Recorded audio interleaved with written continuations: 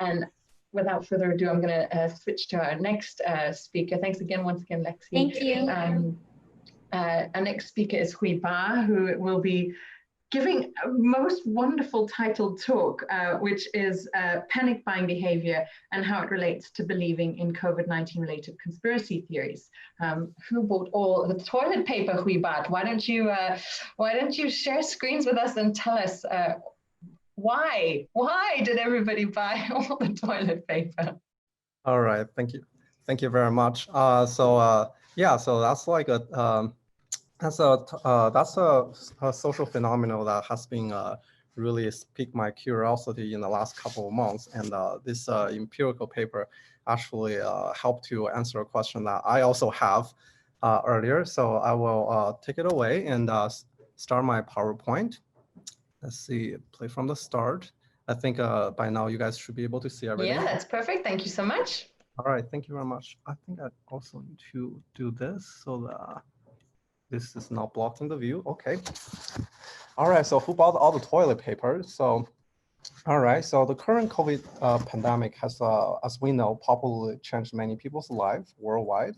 And as a response to the unprecedented uncertainties, many people are really spending a lot of money on stockpiling cleaning products and shelf-stable food and sanitation products, as we see in the news. And ultimately, those things and those behaviors leave the supply chain a little strained due to the spike in demand. And these sudden change in the consumer behaviors are really adding unexpected challenges to the battle against the pandemic. However, as a psychological response, there is a surprisingly little that we know about the psychological antecedents and the motivations that is behind the panic buying behaviors. So there's a literature related to the panic buying behaviors, and they tend to be compartmentalized in different fields with very different theoretical and methodological frameworks. So in the traditional economic and the marketing approach, they tend to investigate the cause of stockpiling in terms of the variables that are related to the product, such as the pricing and the availability of the product. And they also tend to model buyers as rational actors, which probably is not what we have seen in the COVID-19. And in the public health literature, the behavior of stockpiling essential household items during a disaster is often studied as part of this, what they call the aggregated emergency preparedness variable. And these studies tend to look at like primarily demographically, what kind of people stockpile, like is it people who are older, younger, male, female, educated or not educated, and that's what they tend to look at. In the psychological literature, even though successive purchasing behaviors have been studied in the past, what they tend to focus is usually the successive purchasing as a trait itself, such as a compulsive buying disorder or the tendencies, as opposed to buying a lot of stuff in response to a sudden social change, as we see in the COVID-19. So it remains still poorly understood, psychologically speaking, what kind of people tend to engage in panic buying behavior in the existing literature. All right. So many past studies have looked at the theoretical antecedents of belief in conspiracies and some consequences as well, what it is, things like that.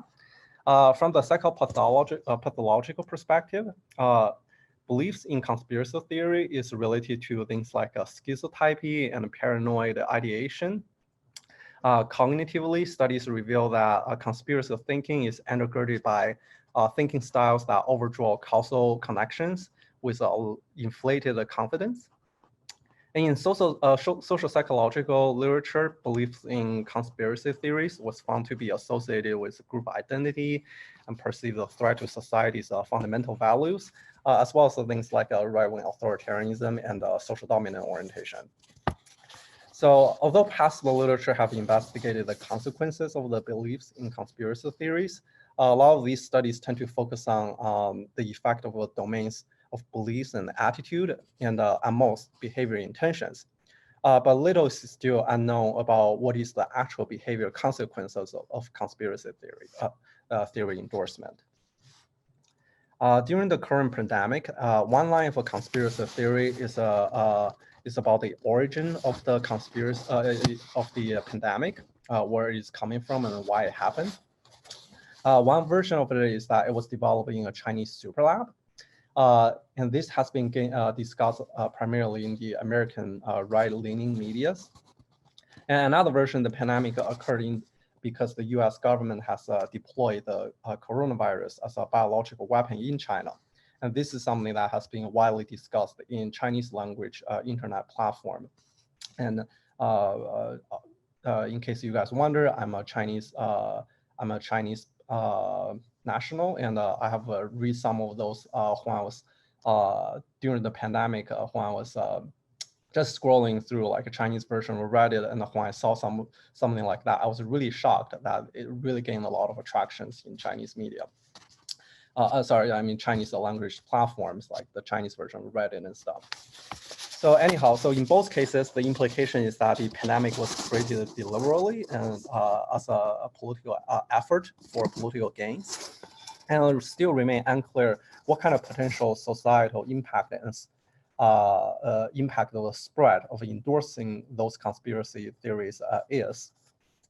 And there are a couple of things that about these particular conspiracies that really warrant the special attention from researchers, I think. And first, as a set of beliefs about the life and death of many people in the current and unfolding pandemic, their effects are ongoing, and they can have they can probably shape the daily life of many people. And also, these conspiracy theories are particularly prevailing. And in one estimate, the researchers found that about 22% of people actually believe it. And the third thing is that these conspiracy theories have a particularly pessimistic narrative in it. And this can make the believers of these conspiracy theories to feel particularly vulnerable. And I will touch upon that soon. What is the implication for that? So people who endorse conspiracy theories may experience a heightened sense of vulnerability and powerlessness, and become particularly susceptible to panic reaction in response to threats.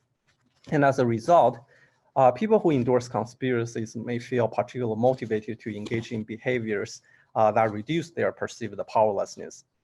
And consistent with this, past studies have shown that endorsing in anti-vaccine conspiracy theories can predict reduce the intention to vaccinate. And this effect is mediated by feelings of dangers and powerlessness. And panic buying behaviors that have been theorized as a way to regain a sense of security. So as such, in the current COVID-19 pandemic, people who are endorsing the conspiracy theories may be particularly likely to palliatively and compensatorily engage in panic buying behaviors. So the current study attempt to investigate this particular relationship. In particular, all right, before I go further, I want to just put this open science statement out there. The data and analytic code is all available in this field, these links. One, the study was pre-registered before the data was collected. Along with the analytical plan and stuff. So the main hypothesis, as following the rationale I mentioned above, is that the endorsement of these conspiracy theories related to the origin of the COVID-19 is associated with stockpiling behaviors. And this particular hypothesis is tested two ways.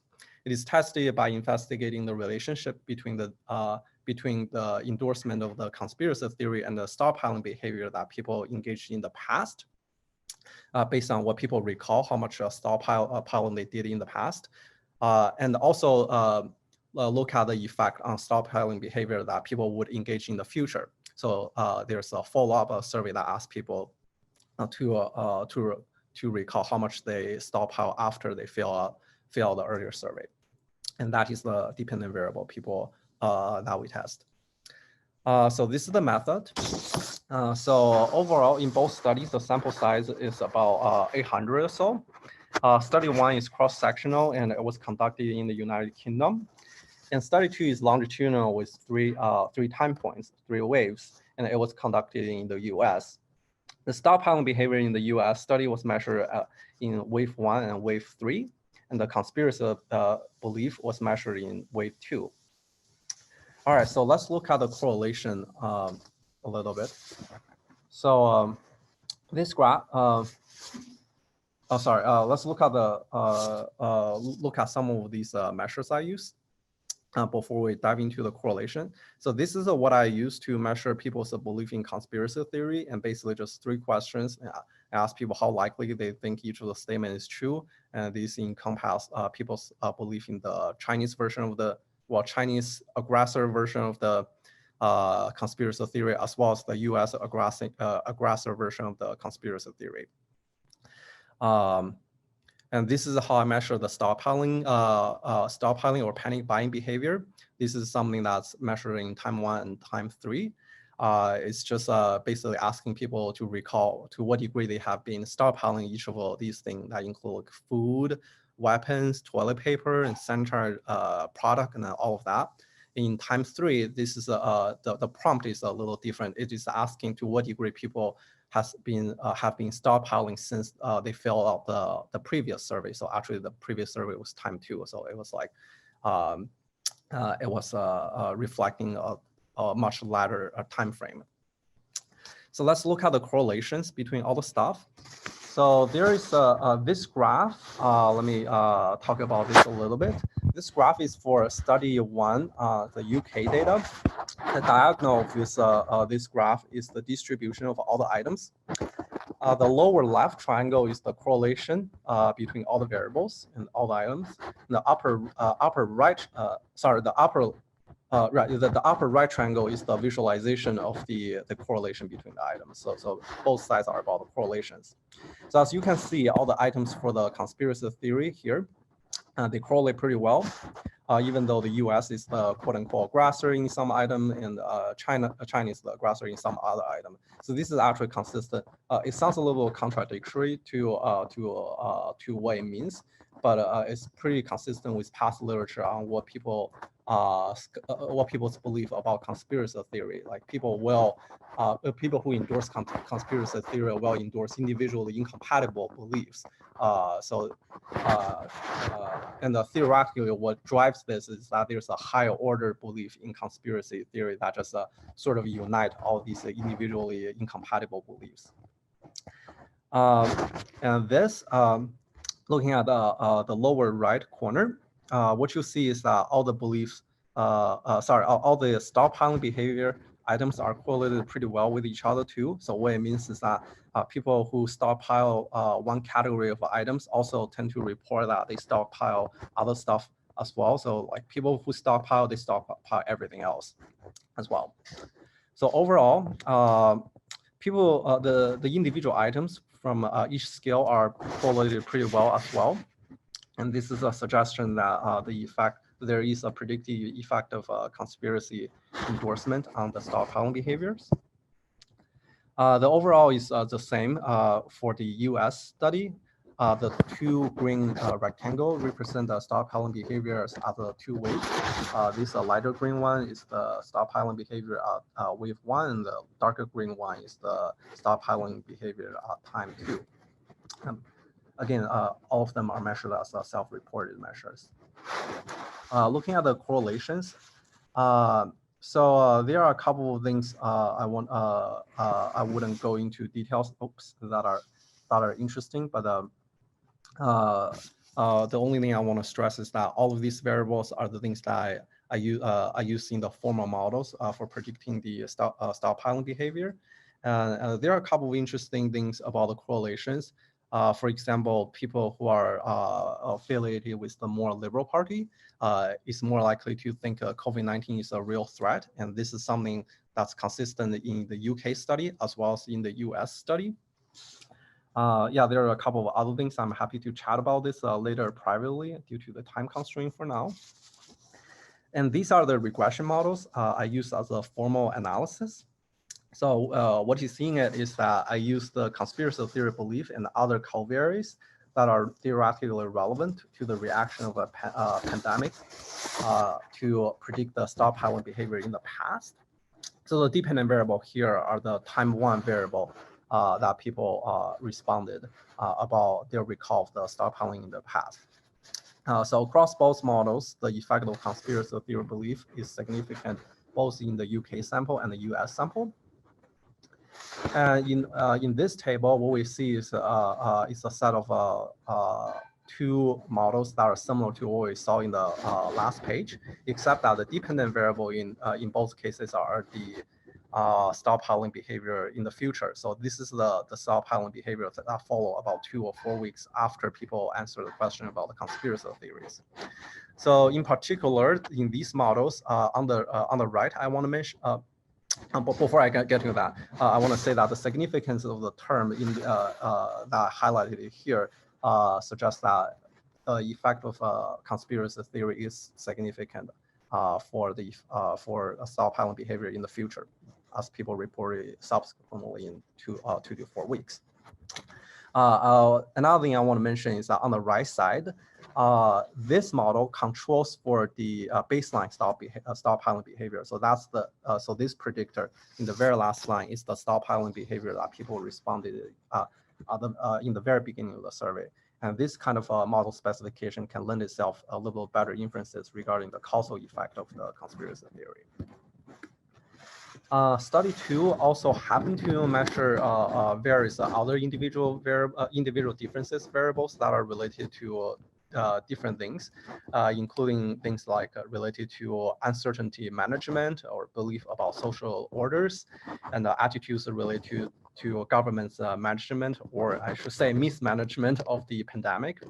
And this data set also includes things like the number of COVID cases in the participants' residential states.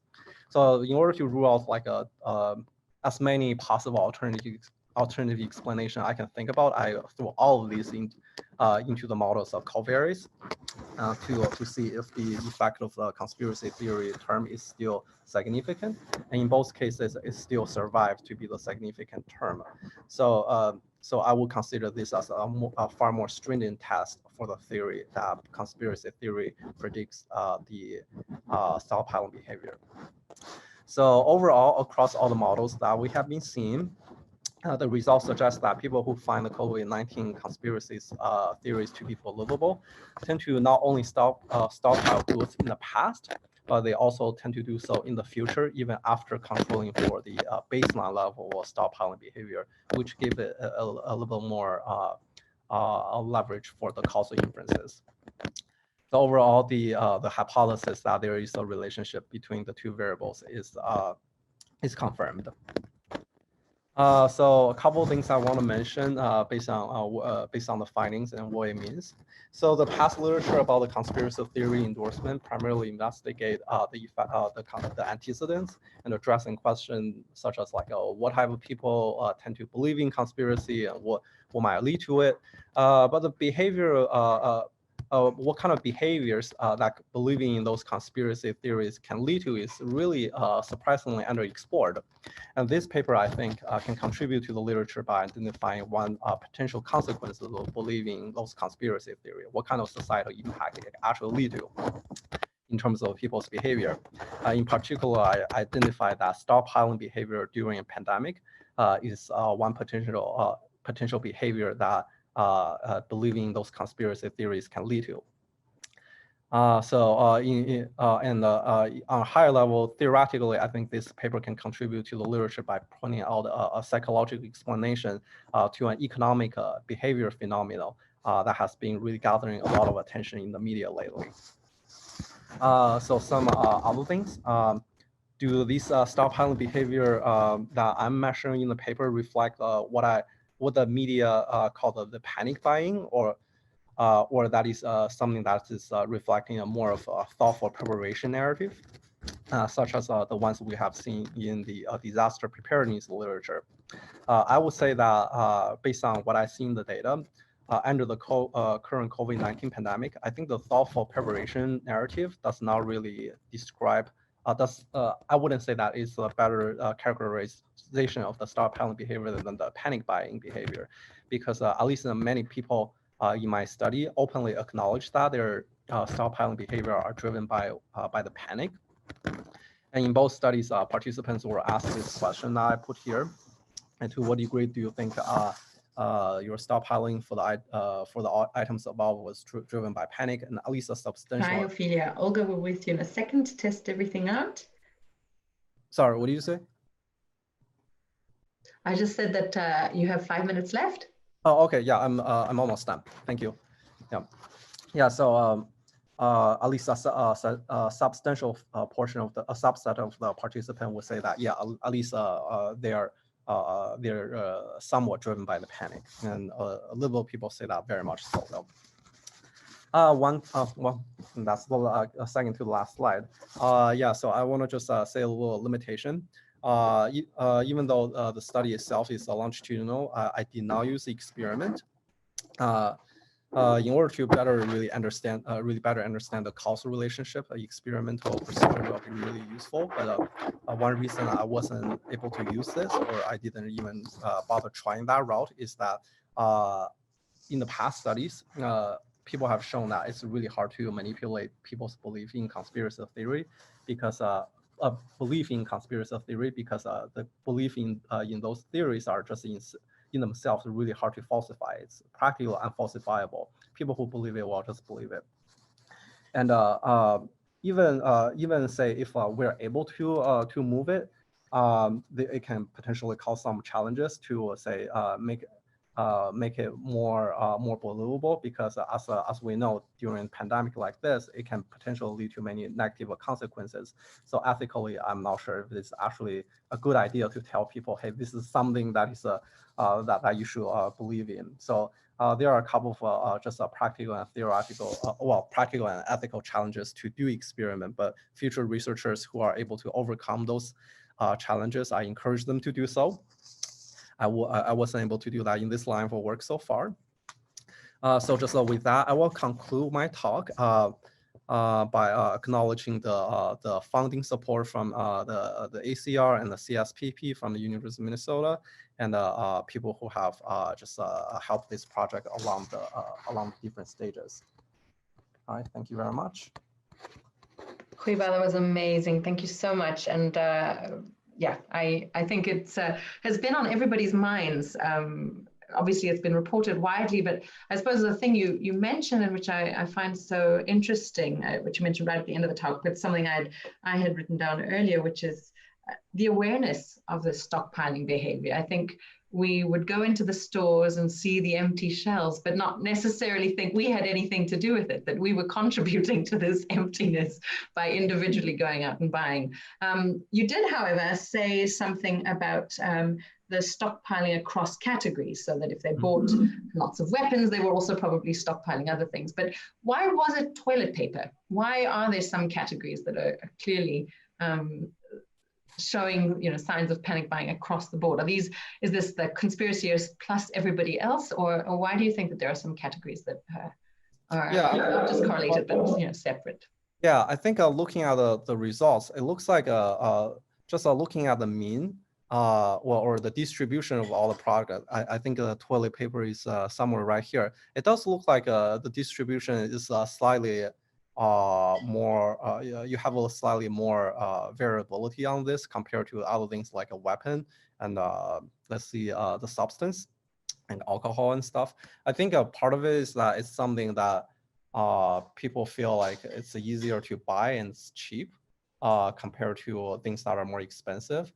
And well, by the way, I'm getting a little anxious whenever I do not have empirical evidence to directly say, explain what I'm saying. But I think that's a part of what drives it. And I think the other thing is just the idea of like running out of toilet paper is a little something that people will just feel like they don't want to face that possibility. And just like having something in the household is something, I don't know, just in case they run into that issue. But overall, I think psychologically speaking, why people stockpile in the beginning, that is really just to, I think a lot of it is not really truly functional in terms of dealing with a disaster. Like people are not really running out of toilet paper in any way. Like the manufacturers are still producing them, and there's many other alternatives out there too. So I think the psychologically speaking, it is really addressing the point about the vulnerability and perceived powerlessness, like by doing something at a time of uncertainty, people can feel better. It's like, oh, I got this under control. I don't feel as anxious and as powerless as otherwise. So I will. I just wanted to mention that this is clearly a common theme. This idea of controllability, and in your terminology, the flip side of controllability is a feeling of powerlessness. So anybody who's been following on today, we've had this as a common theme, and we should perhaps think about tying some of the talks we've heard today that target this. The spectrum of controllability, as it were. But we do have a question on the chat from Dr. Paul Fury, who's put down a wonderful poster that you should all go and visit in our virtual poster room. And he asks the following. He's wondering to what degree respondents might be reluctant to admit to panic as the rationale for stockpiling. And he suggests that, you know, it might have something to do with embarrassment, you know, this idea of A, how aware we are, and then second, how likely we are to disclose this kind of information. Yeah, thank you very much for the question. I really appreciate it. This is something I agree that this question is probably something that has a little bit more social desirability bias in there. And people who are saying not at all here, probably some of them are still actually doing so out of concern for panic buying. But even with that, I think it is a little surprising to me that almost like a third or half of the sample are still acknowledging that what they are doing are driven in part by the panic. So if anything, I think theoretically this response itself is an underestimation of to what degree it is driven by panic, and I agree. Yeah, ideally it will be something that I can measure in other ways that are more accurate than this and less biased. I don't know if I can use implicit association testing anyway or something, but I didn't dive into too much in this question. It's not something that is really central to the hypothesis itself. But I think this is definitely a good question, a good concern. Thank you very much. So I've got two other questions that are coming in now. We have a bit of time left. So one is from Valerie von Malakum, who spoke earlier this morning. And she very, I'm going to try and paraphrase, but she very nicely suggests that there might be a balance between, and something you might track over your longitudinal data, that at some points people are in a more collectivist mode, or we mustn't buy because, you know, otherwise there'll be no toilet paper for anybody. And then, you know, a week later you start to see the aisles emptying out, and you start to be a little bit more selfish perhaps, and more individualistic. And so maybe one thing you could track, or at least control for, because obviously it isn't the primary research question here, but it is certainly something you could control for, that there might be fluctuations over time as a function of individualist or collectivist attitudes. I see. Whether people are more collectivist can influence how much they stockpile. That's a very good question.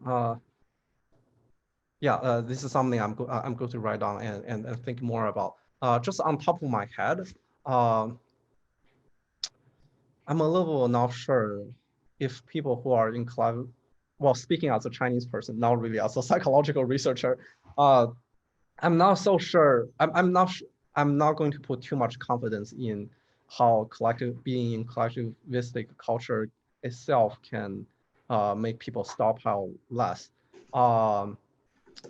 Anecdotally, during the Fukushima incident in China, there was tons of stockpiling that was of like salt and stuff that was getting way out of control, more so than the toilet paper right here.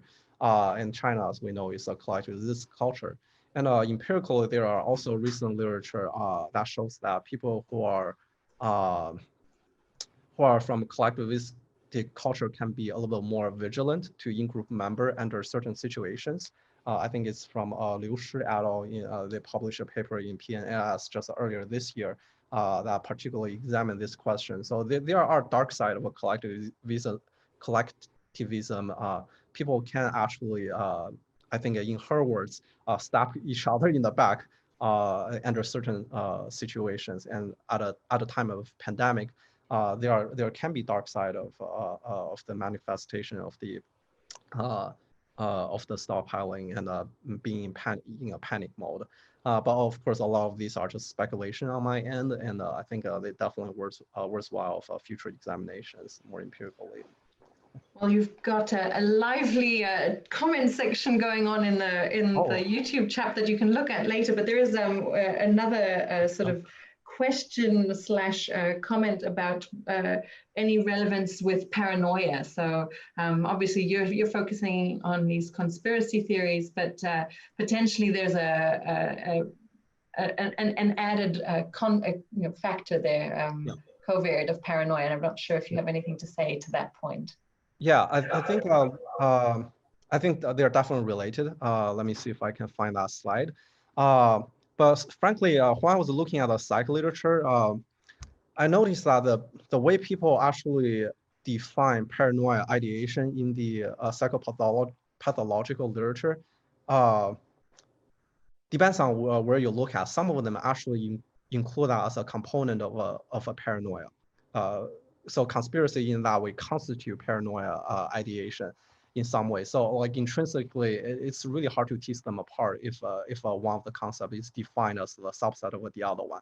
So I wouldn't be surprised to see some evidence, either empirical or ethical or theoretical, that says that conspiracy theory is just intrinsically related to paranoia, because, well, some people just define it that way. But of course, I think just looking at the mechanism regarding the question, is it because people who are paranoid, who believe in those conspiracy theories are stockpiling? Then I think it's pretty much the case. Okay, great. Well, we've come to time, but I just wanted to thank you once again for your great talk and giving us some insight as to why the aisles were empty. Hopefully, the gun shelves will remain empty. That's just a personal opinion.